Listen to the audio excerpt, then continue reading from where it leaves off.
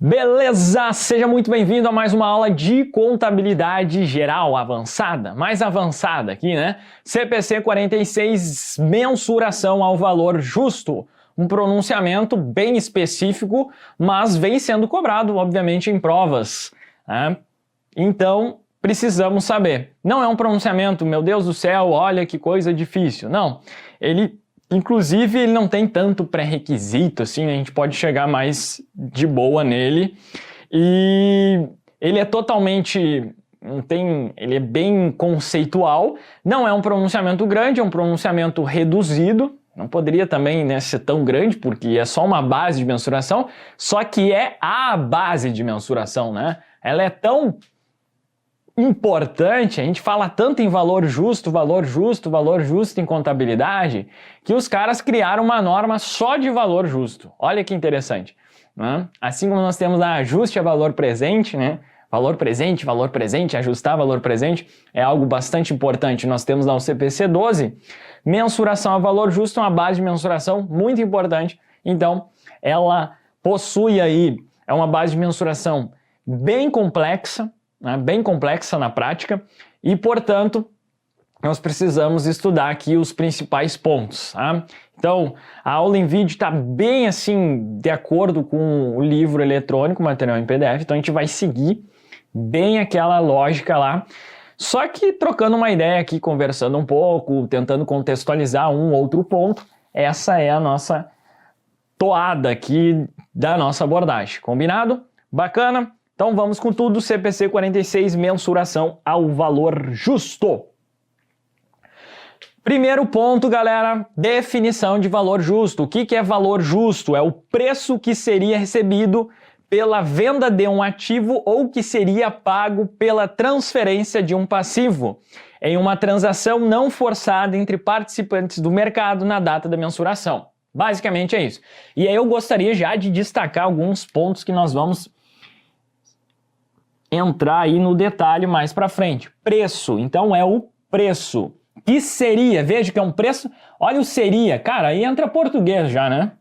Seria, é um passado aí, né, que indica uma hipótese, né? Então, é um valor hipotético. Olha que interessante, né? O português nos ajudando aqui, ó. Preço que seria recebido pela venda de um ativo ou que seria pago pela transferência de um passivo. Então, veja que ele se relaciona a ativo ou passivo.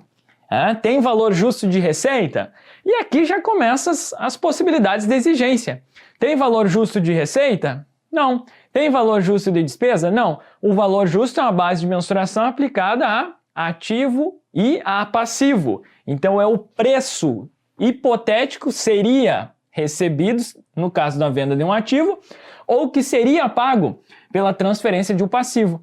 E uma transação não forçada entre participantes do mercado. Então, a base que está relacionada ao mercado. Esse mercado nós vamos ver que ele pode ser principal ou mais vantajoso. Tá? Participantes do mercado na data lá que eu quero mensurar, na data de mensuração, nas condições atuais de mercado, independentemente desse preço ser diretamente observável ou estimado utilizando-se outra técnica de avaliação. Nós vamos estudar aí mais para frente que ele pode ser observável ou não observável. E a gente vai precisar do quê? De uma técnica de avaliação. Cara, essa definição aí matou a pau já, tá? Então, preço e transação, muito importante também. Então, preço hipotético, ativo, passivo, transação. Essa transação não forçada entre os participantes do mercado. Então, a base relacionada ao mercado. E aí aqui eu trouxe um trecho da doutrina, né? Por isso que está entre aspas aí. E aí a doutrina fala o seguinte, ó. E aí eu cito a doutrina, né, no livro em PDF, acho que é o professor Eliseu Martins, né, e outros autores. Ele fala o seguinte: em resumo, o valor justo será construído para refletir uma transação hipotética de venda do ativo ou transferência do passivo. Então ele será construído para refletir uma transação hipotética, por isso que seria, né? Seria hipotética de venda do ativo ou transferência do passivo, assumindo-se a ótica dos participantes do mercado. Então ele é construído para refletir uma transação hipotética de venda do ativo ou transferência do passivo. Por que, galera, uma transação hipotética? Qual é a ideia? E aqui a gente começa, eu sempre vou fazer o link, praticamente com todo o pronunciamento, com o objetivo final da contabilidade, que é fornecer informações úteis, né, que sejam mais próximas da realidade, que represente fidedignamente, né, que sejam relevantes, capazes de fazer a diferença nessas decisões dos diversos usuários. Então, por que a contabilidade busca muito isso e o valor justo? Olha o termo justo, né? Traz essa ideia de a maior justiça possível, né? Representando ali uma transação que seja a mais próxima da realidade possível. Daí o nome, né? Justo, tem a ver também, né? Na semântica aí da palavra, né? Justa. Então o valor justo é justamente isso. Uma situação que se eu vendesse ali naquela data, aquele ativo, cara, seria esse o valor, né? E se eu assumisse, né? Um passivo ali para pagasse aquele passivo, enfim, uma transação não forçada nos termos ali, né, do CPC 46 entre participantes do mercado naquela data, seria aquele valor. Então esse valor justo reflete, né, a ótica externa da entidade, do mercado. Então nós vamos ver que muitas vezes a gente fala lá quando está estudando contabilidade básica, o valor justo é o valor de mercado. Vocês vão ver isso, né, muito no início do estudo, porque em várias situações, o valor justo é o valor de mercado. Mas vejam que o valor justo, ele é bem mais complexo, porque muitas vezes eu posso observar ele no mercado, e outras vezes não, eu vou precisar, como a própria definição já diz aí, eu preciso estimar utilizando-se uma técnica, né, de atribuição de valor, uma técnica de avaliação. Então, por exemplo, se a gente pega aí um veículo, nós temos lá uma tabela FIPE, né, então tem dados observáveis no mercado. É claro que se eu pegar um carro, o seu carro usado aí, um carro usado, né, de algum conhecido seu aí, na sua região, ele é um valor. Se você pesquisar esse mesmo carro em outra região, cara, é outro valor. Tanto é que tem cara que faz isso, né? Vai lá num estado, enche uma cegonha de carro, traz e aí revende, porque tem ali uma diferença. Então vejo que é bem típico. Veículos, a gente consegue observar em cada um dos mercados, né, o valor justo. Então é um tipo aí que nós temos inclusive uma tabela nacional, né, tabela FIPE, tem outras tabelas aí que as grandes seguradoras utilizam, inclusive para indenização. Então é um elemento, nesse caso um ativo bem tranquilo de conseguir um dado observável. Agora existem aí instrumentos financeiros, ativos, passivos, que eles são altamente complexos. Por exemplo, o instrumento financeiro não é tão simples assim. Tá? E aí precisa de uma técnica de avaliação. Muitas vezes eu não vou conseguir ir no mercado. Então o valor justo está relacionado ao valor de mercado, mas ele não necessariamente. Pode ser que seja igual, mas não necessariamente são iguais. Tá? Mas a essência está relacionada ao mercado. Tá? Fechamos. Então, galera, veja aí então que dentro daquela classificação que a gente estuda lá na estrutura conceitual, né, se é uma base de mensuração à saída, de entrada, é um preço, esse preço aqui, já que é um preço de saída. É um preço de saída na data de mensuração, né, sob a ótica do participante de mercado aí, tá? Um preço de saída. Então é uma mensuração baseada em mercado, né? Então, não é específica da entidade, específica da entidade. Tudo isso aí, só nessa definição, cara, a gente mata a pau em um monte de questão. É um preço de saída, uma base de mensuração. A saída, ativo, passivo, não é específica da entidade, tá? Beleza.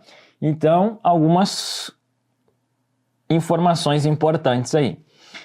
O que é transação? Então a gente viu ali que é uma transação não forçada. Aí o pronunciamento ele nos destaca, ó. Transação não forçada é uma transação que presume exposição ao mercado por um período antes da data de mensuração para permitir atividades de marketing que são usuais e habituais para transações envolvendo esses ativos ou passivos.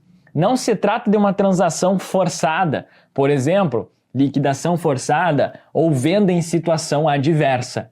Então, fique esperto, se eu fosse explorar isso aqui em prova, principalmente esses exemplos. Os examinadores adoram pegar o exemplo e distorcer. Então, ó, liquidação forçada e venda em situação adversa. Isso aqui são transações forçadas. Então, o que o examinador pode fazer? Ele pode pegar essa definição, preço que seria recebido pela venda de um ativo, ou que seria pago em uma transação não forçada entre participantes do mercado. E aí ele coloca uma situação hipotética dentro dessa transação não forçada, utilizando esses exemplos aqui. Cara, seria uma questão bem inteligente ele colocar lá uma situação hipotética que uma entidade, uma empresa precisou, né, uma venda numa situação adversa ali. Então acaba uma pressão, né, para aquela venda e aí não se enquadra, né, na definição, tá? Então aquele preço obtido nesse caso não é o valor justo. Veja, a ideia de justiça. Se o cara tá ali, cara, coagido a vender o negócio, né? Vamos imaginar uma situação bizarra, o cara tá ali, ó, vende esse negócio, velho. Ou vende ou vou ter tomar esse negócio. Cara, vai ser o valor justo? Não. Né? Tipo, só meio que para legitimar alguma coisa assim, porque ele não pode roubar ali o cara. Então é o seguinte, cara, tu vai me vender. Entendeu? Por quê? Porque, cara, tá me devendo aí muitas coisas, você vai me vender esse negócio aí. E não é por 50 mil, digamos que o valor justo seria 50 mil. Você vai me vender por 30. Tá ligado? E assina esse negócio aí, tá tudo certo. Então veja, tem uma coação aí, então não tem justiça nessa transação. Basicamente é isso. A mesma coisa, uma liquidação forçada, né? Você, tipo, tem que pagar aquele passivo lá, uma liquidação forçada. Não, mas não, cara, tem que pagar esse negócio aí. Então vai distorcer o valor da situação ali. Então é isso de maneira geral. São palavras bonitas aqui, a gente tenta, né, deixar o mais... mais, sei lá, mais próximo da realidade possível, tá? Um exemplo meio maluco. Mas aí você vai se lembrar lá, principalmente liquidação forçada e venda em situação adversa, não é uma transação não forçada, tá? Então, uma transação que presume exposição ao mercado por um período antes da data de mensuração para permitir atividades de marketing que são usuais, habituais para transações envolvendo esses ativos ou passivos, tá? Não é uma transação forçada, uma liquidação forçada, uma venda em situação adversa. Bacana! Participantes do mercado. Então, ele também, o pronunciamento, nos retorna. Quem são esses participantes do mercado? Compradores e vendedores do mercado principal, ou mais vantajoso. A gente vai ver aí qual a diferença de mercado principal para o mais vantajoso. Então, compradores e vendedores do mercado principal para ativo ou passivo, os quais têm todas as características a seguir. Tá? Compradores e vendedores do mercado principal, os quais têm todas as seguintes características. Primeira característica, são independentes entre si, ou seja, não são partes relacionadas. Isso é estudado lá no CPC 05. Então, esses participantes são independentes. Importante essa característica aqui. Tá? São independentes, não são partes relacionadas. São conhecedores, destaca essa palavrinha aí. Tendo entendimento razoável do ativo ou passivo e da transação com utilização de todas as informações disponíveis, incluindo informações que possam ser obtidas por meio de esforços usuais e habituais com a devida diligência. Então, eles são independentes, são conhecedores, são capazes de realizar transação. Então, capazes de realizar essa transação com ativo ou passivo. E estão interessados, bem bacana isso aqui, né? Estão interessados em realizar a transação com ativo passivo. Ou seja, estão motivados, mas não forçados, ou de outro modo, obrigados a fazê-los, tá? Independentes, conhecedores, capazes, interessados. Essas são as 4 palavrinhas-chave aí. Então, se você fosse ter uma marca-texto aí, ó, participantes do mercado, o que você vai colocar? Ó, conhecedores, independentes, conhecedores, capazes e interessados. Essas são as características dos compradores e vendedores, tá? Então, participantes do mercado é essa partezinha, ó, não, transação não forçada entre participantes do mercado, tá? Então, esses carinhas aí, eles têm as seguintes características: são independentes, são conhecedores do negócio, são capazes de realizar essa transação e estão interessados em realizar essa transação, tá? Bacana, bem interessante isso aí. Vamos embora, próximo detalhe. Por ser uma mensuração baseada em mercado, o valor justo é mensurado utilizando-se as premissas que os participantes do mercado utilizariam ao precificar o ativo ou passivo, incluindo premissas sobre risco. Veja que é sempre, né, utilizariam, né, esse passado hipotético, né? Utilizariam ao precificar o ativo ou passivo, incluindo premissas sobre o risco. Como resultado, a intenção da entidade de manter um ativo ou de liquidar, ou de outro modo, satisfazer um passivo, não é relevante. Cara, esse não aqui é importante você destacar. Então, a intenção da entidade de manter um ativo ou de liquidar, ou de outro modo, satisfazer um passivo, não é relevante ao mensurar o valor justo. Por quê? Porque é uma mensuração baseada em mercado. Então, por ser uma mensuração baseada em mercado, a intenção da entidade não é relevante. Então, aí, ó, usando a técnica, né, de marcar só o filé, é isso, ó. Por ser uma mensuração baseada em mercado, a intenção da entidade não é relevante, né? Ao mensurar, é claro, o valor justo aí, né? Dá até para colocar aqui. Ao mensurar o valor justo. Então, por ser uma mensuração baseada em mercado, a intenção da entidade não é relevante ao mensurar o valor justo. Tá feita a questãozinha, cara. Aí, ó, a questão, tá feita a questão. Então, uma excelente questão que pode ser cobrada em prova. Por ser uma mensuração baseada em mercado, a intenção da entidade não é relevante ao mensurar o valor justo, nos termos do CPC 46. Né? Colocaria antes até. Nos termos do CPC 46, mensuração ao valor justo. Por ser uma mensuração baseada em mercado, a intenção da entidade não é relevante ao mensurar o valor justo. Isso se o examinador quisesse que a questão fosse fácil. Por quê? Porque ele está te dando uma justificativa lógica. E aí o cara que nunca estudou, ele já está te dando uma justificativa lógica. Por ser uma mensuração baseada em mercado. Aí o cara vai raciocinar.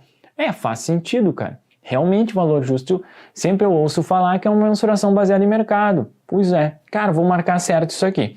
Então, questão se o cara quer facilitar a tua vida. Se ele quer deixar já nível médio a questão, o que ele vai fazer?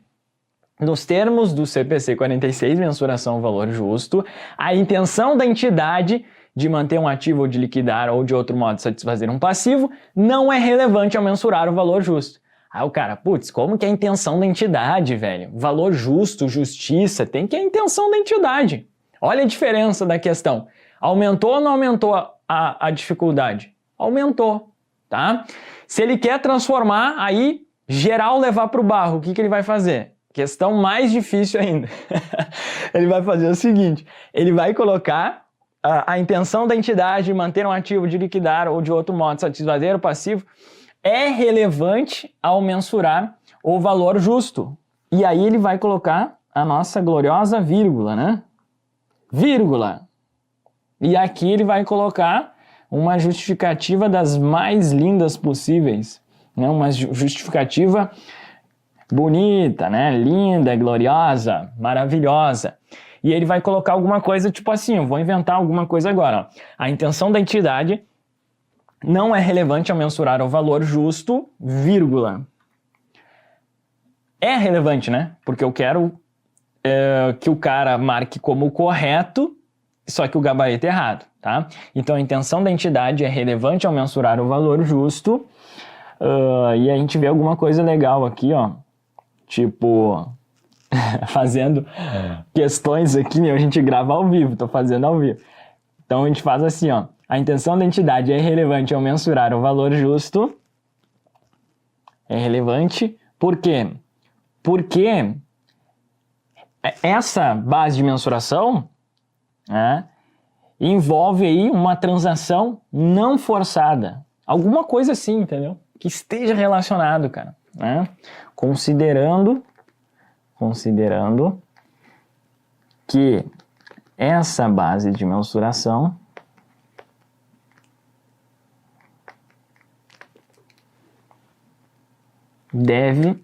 envolve transações não forçadas.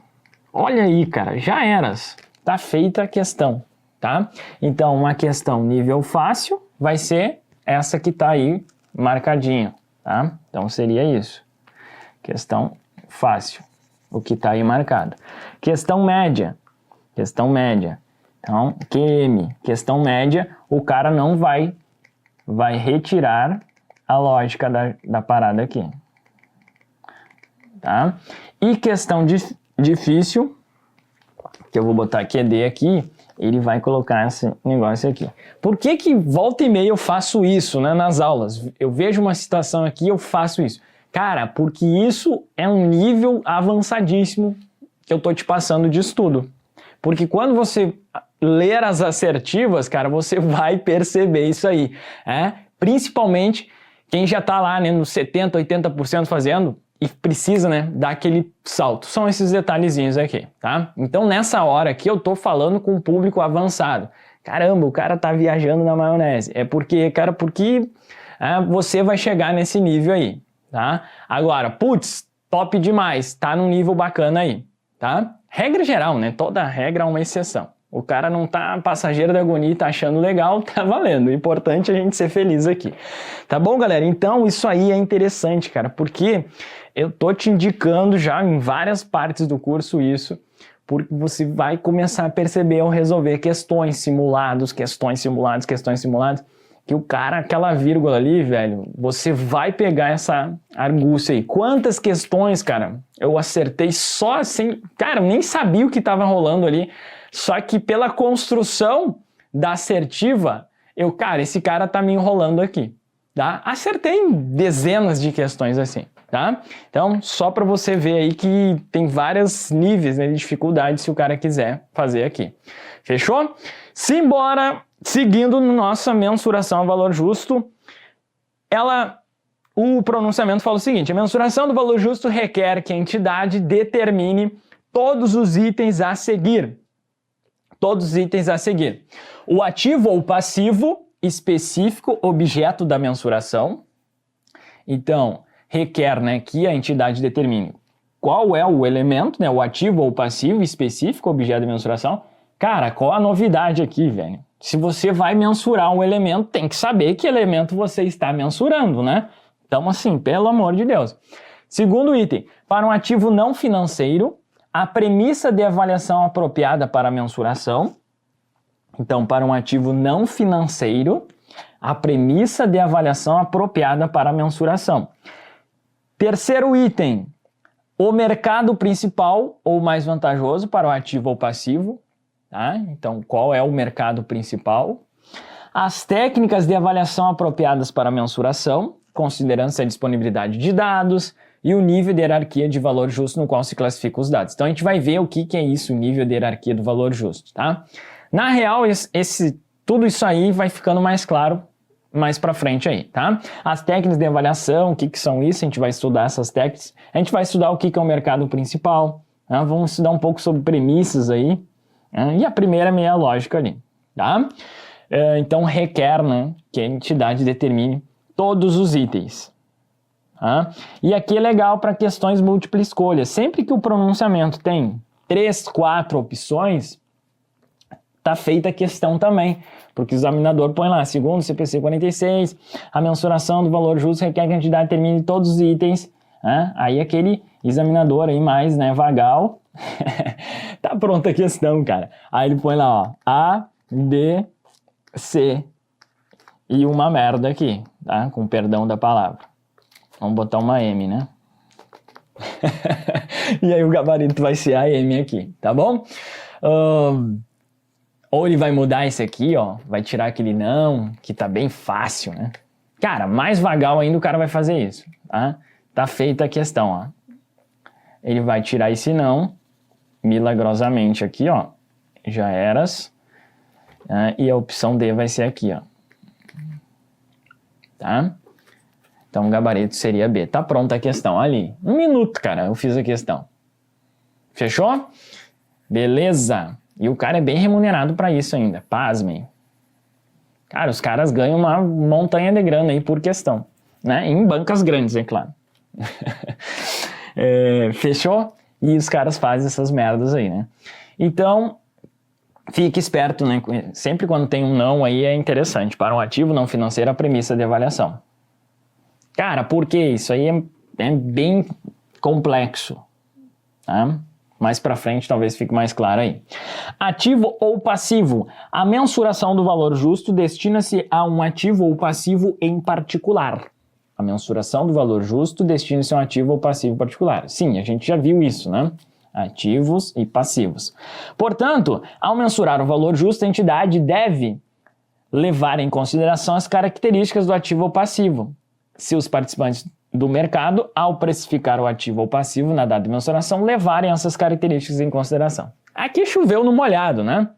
Mensuração destina-se a um ativo passivo, então, obviamente, que a entidade deve levar em consideração as características desse ativo e desse passivo. Afinal, nós estamos falando de preço, então é bem tranquilo isso aqui, né? Ao precificar, eu preciso verificar as características do ativo e do passivo, não é mesmo? Na data de mensuração, sim, porque é uma base de mensuração dos participantes lá do ativo e passivo na data de mensuração, né? Então tem que levar essas características.